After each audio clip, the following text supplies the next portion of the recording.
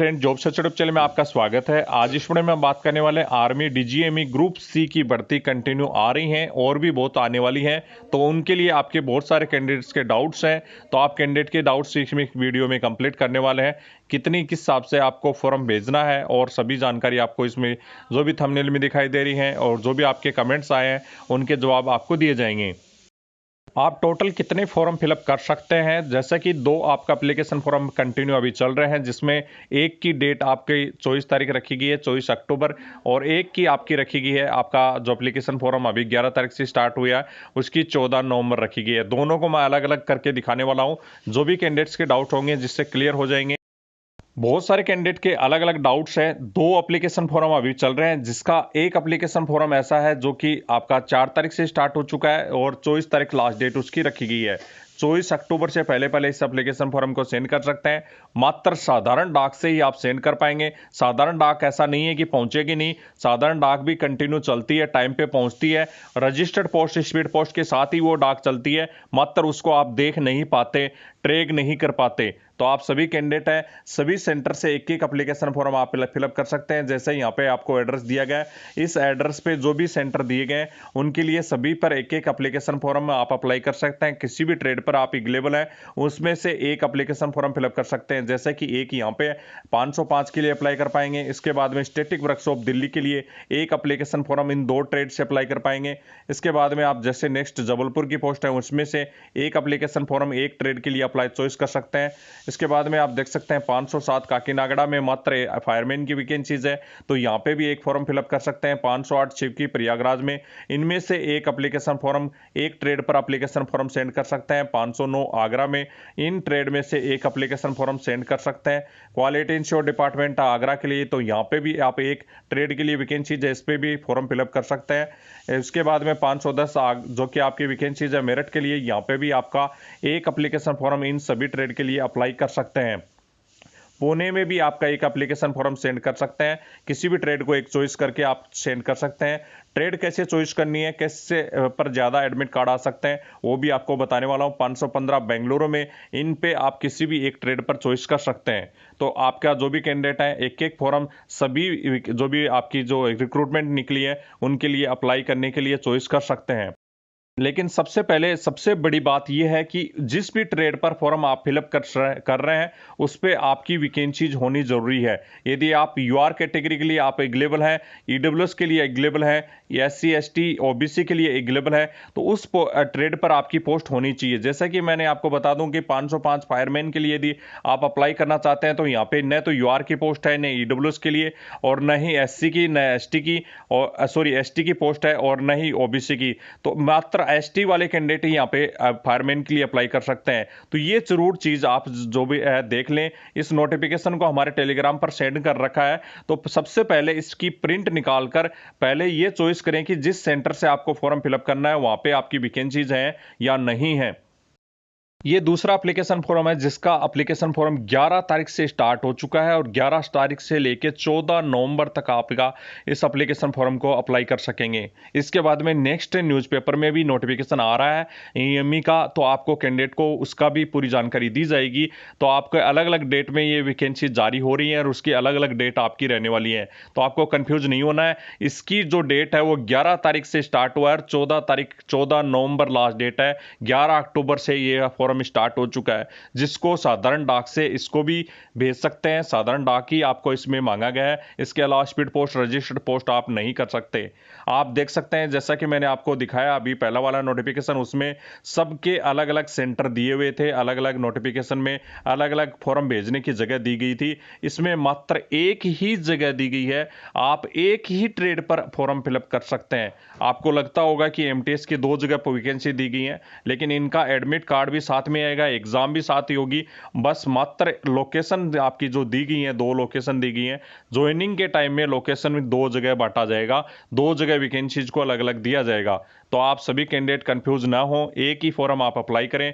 या तो आप इसके लिए अप्लाई कर सकते हैं, स्टेनोग्राफर के लिए अप्लाई कर सकते हैं, मल्टीटास्किंग के लिए अप्लाई कर सकते हैं, वाशरमैन के लिए अप्लाई कर सकते हैं, या एलडीसी या एमटीएस की मात्र 2 जगह जो पोस्ट दी है उसमें से एक ही एमटीएस पर अप्लाई कर सकते हैं। दोनों काउंट होंगे, दोनों की मेरिट एक साथ निकलेगी। ज्वाइनिंग के टाइम में मात्र आपको अलग अलग ज्वाइनिंग की करवाई जाएगी, तो आपको टेंशन लेने की जरूरत नहीं है। एमटीएस यदि आपने लिख दिया, 1 ईएमई सेंटर, यहाँ पे यूनिट का नाम यहाँ पे देख सकते हैं आप। काफ़ी कैंडिडेट हैं लोकेशन का नाम लिख रहे हैं, लोकेशन यहाँ पे देख सकते हैं, प्लेस ऑफ वर्क, काम करने की जगह, ये काम करने की जगह है और ये यूनिट है। तो आप कैंडिडेट ऐसे सोच रहे होंगे कि मैं जहाँ पे यूनिट लिखी हुई है एप्लीकेशन फॉर्म में वहाँ पे ये लिख देता हूँ। ऐसे बहुत सारे फॉर्म एप्लीकेशन फॉर्म फिलअप करवा रहे हैं, ऐसी गलती आपको नहीं करनी है। तो आप सभी, जैसा कि मैंने अभी सभी कैंडिडेट को बताया कि एक फॉर्म आपको एक एड्रेस के लिए अप्लाई कर सकते हैं। जितने भी एड्रेस दिए हुए हैं नोटिफिकेशन में उनमें एक एक ट्रेड के लिए किसी भी मात्र एक ट्रेड को चॉइस करके आपको फॉर्म फिलअप करना होगा, लेकिन उसमें आपकी जो कैटेगरी है उसके लिए वैकेंसीज होनी चाहिए।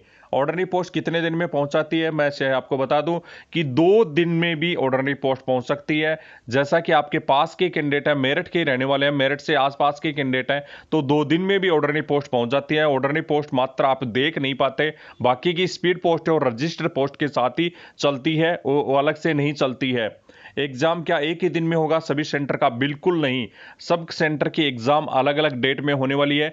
वैसे हो सकता है कोई सेंटर का ऐसा हो कि जिसमें 2 सेंटर की एग्जाम एक दिन करवा दिया जाए, बाकी की ऐसा कोई जरूरी नहीं है कि सब सेंटर की एग्जाम एक साथ होगी। पिछली वैकेंसीज की बात करें तो बहुत ही कम ऐसी जो भी आपके टेस्ट होंगे जो कि एक दिन में कंडक्ट हुए होंगे अलग अलग सेंटर के, बाकी के अलग अलग सभी डेट अलग अलग की थी।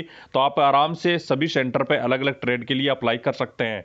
क्या सभी सेंटर का एग्जाम सेंटर क्या क्या रहेगा, मतलब सभी जो एग्जाम है वो सेंटर क्या रहेगा?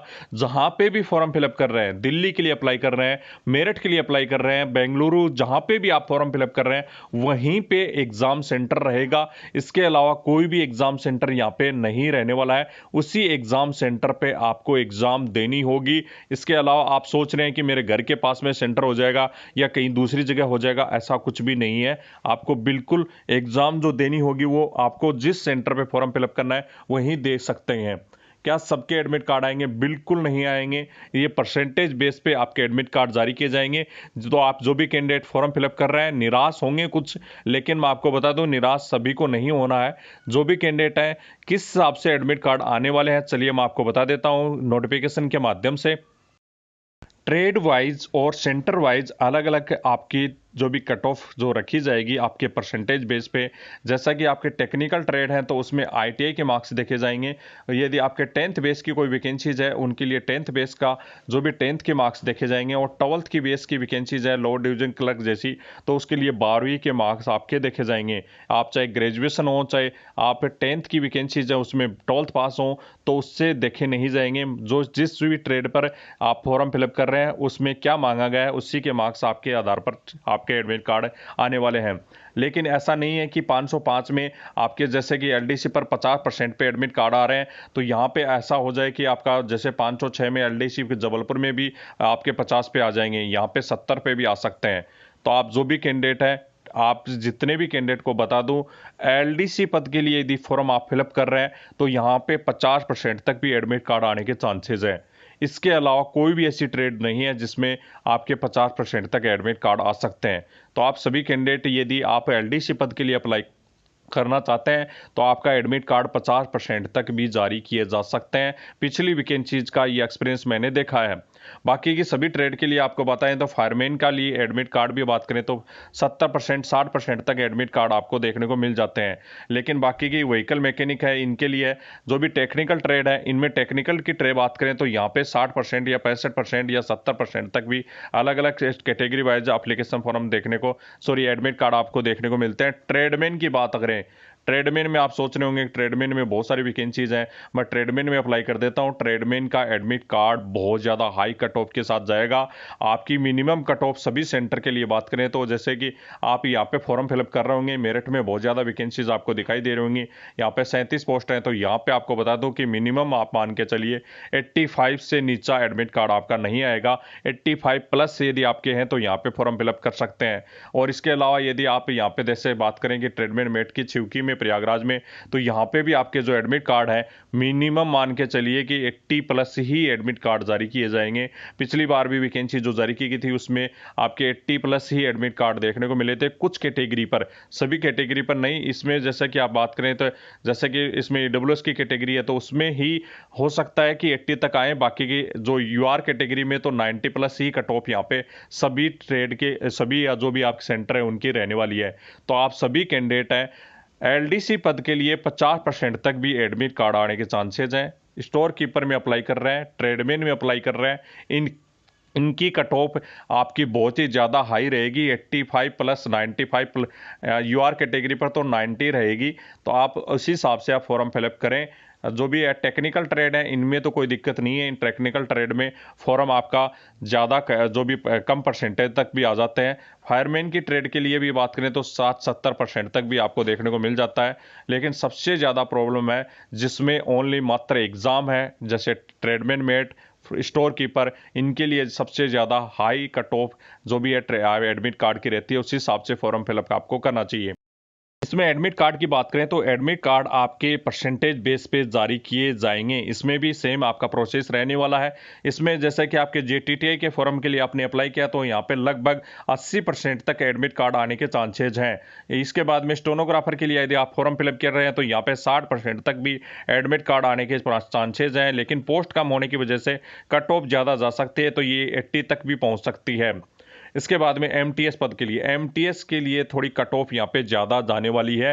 यदि एमटीएस के लिए फॉर्म आप फिलअप कर रहे हैं तो आप जो भी कैंडिडेट, ये दोनों के लिए एक ही वैकेंसीज का एग्जाम होगा, एक ही सेंटर पे होगा, एक ही जगह इसकी मेरिट निकलने वाली है। आप सोच रहे होंगे कि दोनों के अलग अलग एडमिट कार्ड आएंगे, दोनों का अलग अलग एग्जाम होगा, ऐसा कुछ भी नहीं होने वाला है। आप कैंडिडेट भूल जाइए, एक ही एग्जाम होगा, एक ही कट ऑफ रहेगा, एक ही मेरिट रहेगा और एक ही दिन का एग्जाम कंडक्ट करवाया जाएगा दोनों के लिए।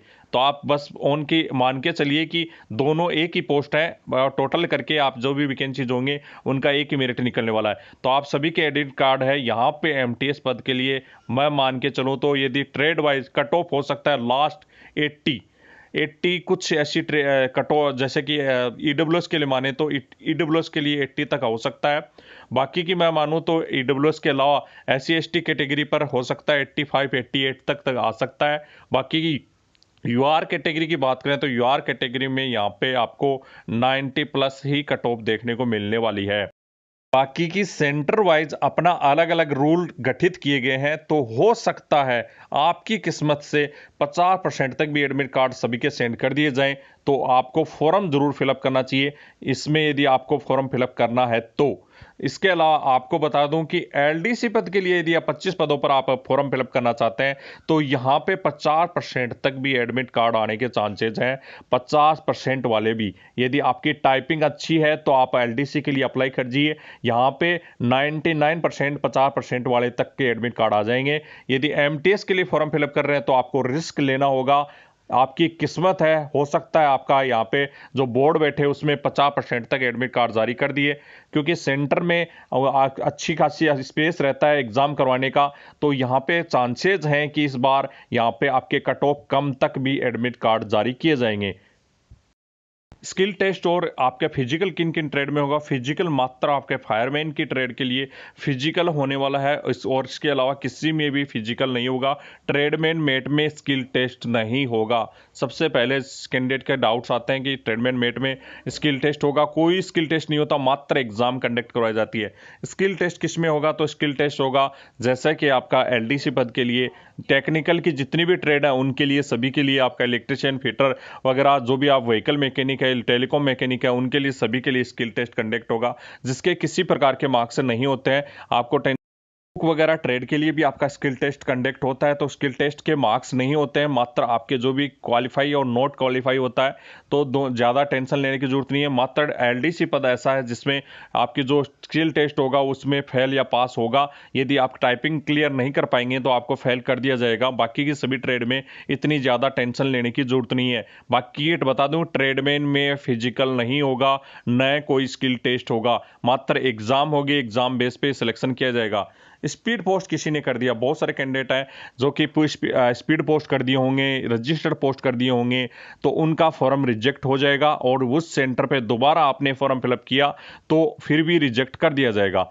चाहे आज साधारण डाक से भी भेजेंगे दोबारा उसी सेंटर पे, तो आपका फॉर्म रिजेक्ट कर दिया जाएगा। सभी कैंडिडेट इस बात को दिमाग में फिट कर लें। बाकी की दूसरे सेंटर पे आप दोबारा फॉर्म फिलअप कर सकते हैं, उस सेंटर पे न तो दोबारा से फॉर्म सेंड करें, या आपको सभी को बताया कि साधारण डाक ही भेजना है, लेकिन बहुत सारी पोस्ट ऑफिस हैं वो नखरे दिखाती हैं, उनके पोस्ट मास्टर हैं वो स्पीड पोस्ट और रजिस्टर पोस्ट करने के लिए आपको बाध्य करते हैं। ऐसा नहीं करना है, उनको बताना है कि मेरा फॉर्म रिजेक्ट हो जाएगा, मैं स्पीड पोस्ट रजिस्टर पोस्ट नहीं कर सकता।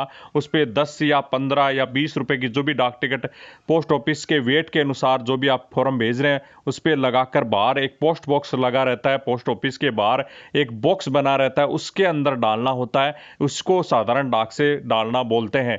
आपके ऐसा नहीं करना है कि स्पीड पोस्ट या रजिस्टर पोस्ट मास्टर ने बोला इसलिए मैंने डाल दिया, तो आपका फॉर्म रिजेक्ट हो जाएगा, आपका एडमिट कार्ड नहीं आएगा। इस बात को बिल्कुल दिमाग में फिट कर लें।